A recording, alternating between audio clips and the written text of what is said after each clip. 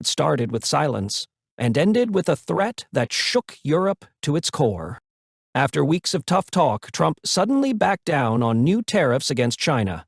No explanation, no press conference, just a quiet reversal that left Beijing smiling.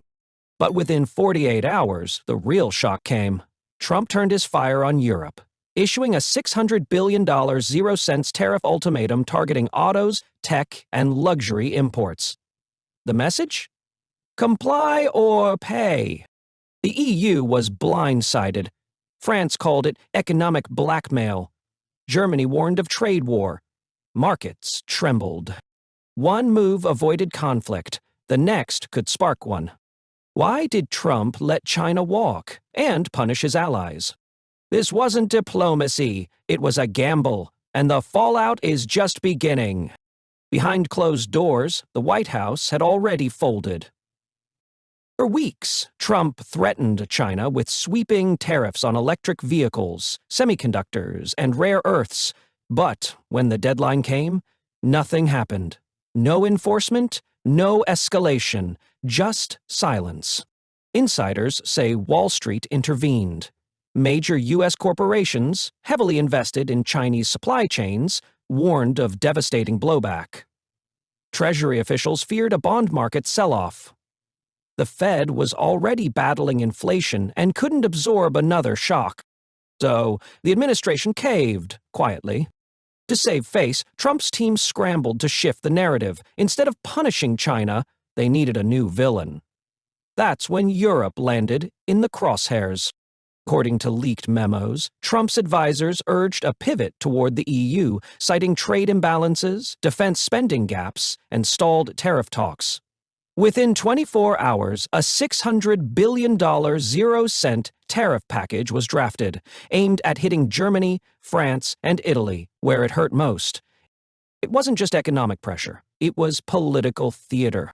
Trump had blinked with China. Now he needed to look tough somewhere else. And Europe, long dependent on U.S. defense and markets, became the perfect target.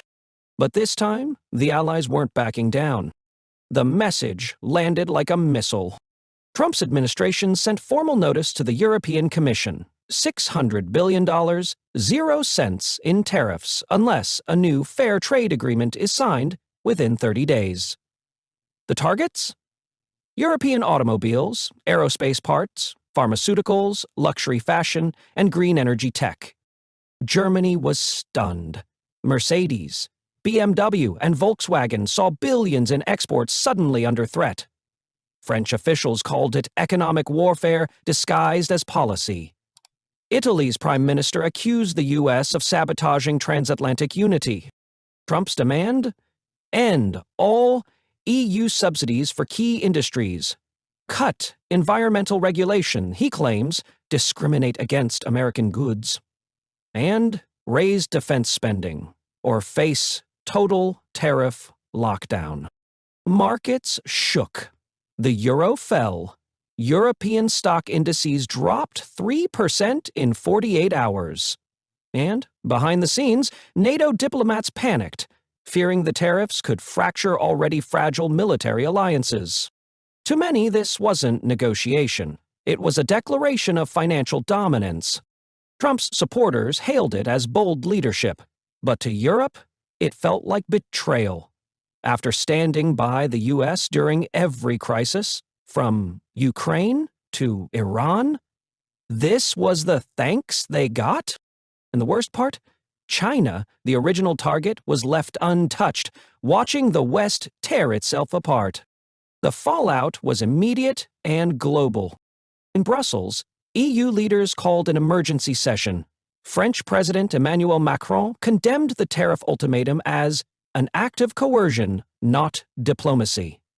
Germany's chancellor declared the transatlantic alliance under siege. Italy threatened retaliatorial tariffs on U.S. agricultural goods.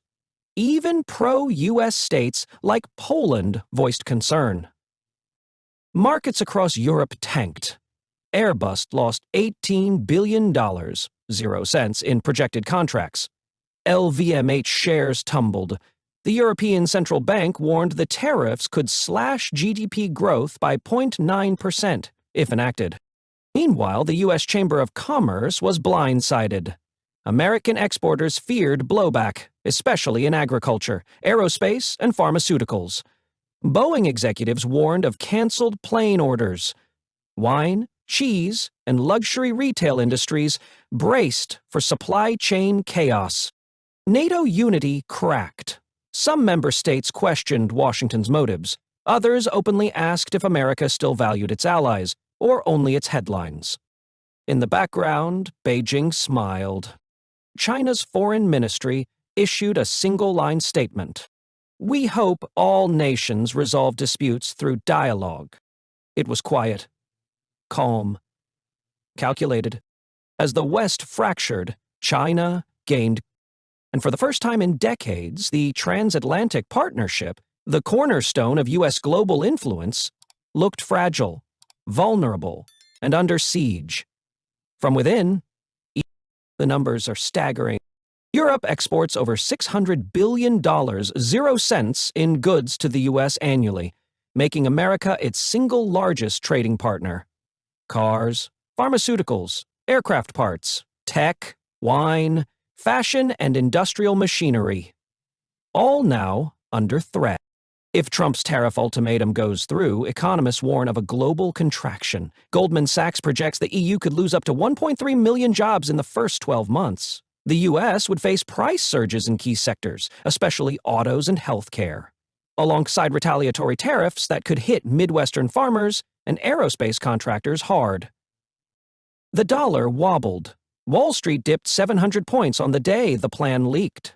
Bond yields rose as investors braced for a supply chain crunch. Inflation fears returned. Major U.S. brands are already shifting strategies. Ford delayed 2 European EV launches. Pfizer warned of potential drug shortages. Amazon and Walmart flagged cost hikes across imported goods. And behind it all sits Trump, unmoved. "They took advantage of us for years," he told reporters. "This ends now." But critics see something different, a leader trying to look strong after bending to Beijing. And the price of that political theater? A $600 billion 0 cents transatlantic meltdown at the worst possible time.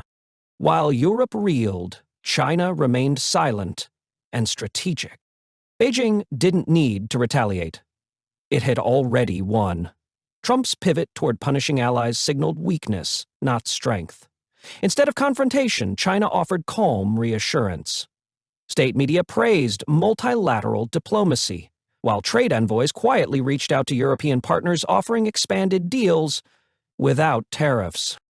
In just days, China's image shifted from aggressor to stabilizer.